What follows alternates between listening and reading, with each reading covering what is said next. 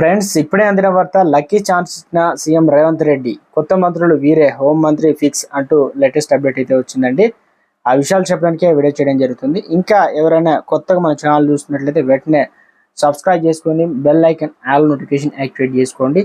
Like చేయండి, అదేవిధంగా comment చేయండి. ఇటువంటి లేటెస్ట్ అప్డేట్ ఎప్పటికప్పుడు మిస్ కాకుండా చూసుకోవాలంటే ఛానల్ సబ్స్క్రైబ్ చేసుకొని బెల్ బటన్ యాక్టివేట్ చేసుకోండి. లేట్ చేయకుండా వీడియోలోకి వచ్చినట్లయితే, తెలంగాణ మంత్రివర్గ విస్తరణ ఎప్పుడెప్పుడు అనేది చూడడానికి ఇక ముహూర్తం ఖరారైంది. ఈ నెల 4న తెలంగాణ మంత్రివర్గ విస్తరణ నిర్ణయించారు. ఇప్పటికే గవర్నర్తో సీఎం రేవంత్ ఈ మేరకు చర్చలు కూడా చేశారనమాట. మంత్రివర్గంలో ఖాళీల భర్తీతో పాటు శాఖల వారీగా పైన రేవంత్ కసరత్తు చేస్తున్నారు. రేపు అనగా సీఎం రేవంత్ ఢిల్లీ వెళ్ళనున్నారు. మంత్రివర్గ తుది జాబితా పైన హైకమాండ్ ఆమోదం అయితే తీసుకొనున్నారు. మంత్రివర్గంలో తీసుకునే వారి పేరు దాదాపు ఖరారు, విస్తరణ ఖరారు. ఇక తెలంగాణలో మంత్రివర్గ విస్తరణ ఖాయమైంది. ఢిల్లీలో వరుసగా 5 రోజులు పార్టీ నాయకత్వం చర్చలు జరుపుతున్న కూర్పులికి వచ్చింది. ఈ నెల 4న మంత్రివర్గ విస్తరణపై గవర్నర్ సీఎం రేవంత్ రెడ్డి సమాచారం అయితే ఇచ్చారనమాట.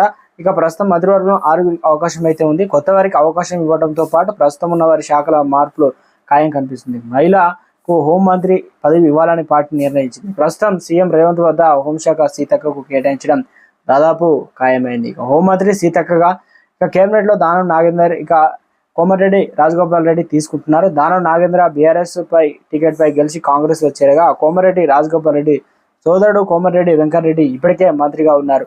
ఇక నిజామాబాద్ జిల్లా నుంచి ఒకరికి కేబినెట్ లో స్థానం దక్కుతుంది. సీనియర్ నేత సుదర్శన్ రెడ్డి పేరు ప్రముఖంగా వినిపిస్తుంది. రంగారెడ్డి నుంచి మాల్రెడ్డి రంగారెడ్డి పేరు అయితే ప్రచారంలో ఉంది. ఇక వాకటి శ్రీహరి మంత్రివర్గ స్థానం ఖాయమైందని తెలుస్తుంది. ఈ పేర్లపైన రేపు రేవంత్ ఢిల్లీ పర్యటన అధికారికంగా ఫైనల్ అయితే కాబోతుంది. మంత్రివర్గంలో ఇక ఆదిలాబాద్ నుంచి వివేక్, ప్రేమ్ సాగర్ రావులో ఒకరికి మంత్రి పదవి దక్కనుంది. 6 స్థానాల్లో ఖాళీగా ఉండగా 4 భర్తీ చేసి 2 స్థానాలు ఖాళీగా ఉంచుతారని తెలుస్తుంది. మైనారిటీ ఎస్టీల కోసం మరో బెర్త్ ఖాళీ ఉంచినట్లు సమాచారం. ఈ సాయంత్రం లేదా బుధవారం సీఎం రేవంత్ రెడ్డి ఢిల్లీ వెళ్ళనున్నారు. మొత్తానికైతే ఇవన్నీ ఖాయమైతే అవ్వడం జరిగింది. 1-2 పేర్లు అటుగా మారైతే ఉండవచ్చు. 100% వీళ్ళే కొత్త మంత్రులు అయితే ఉంటున్నారు. కొన్ని పేర్లు అయితే ఫిక్స్ అయితే చేశారు.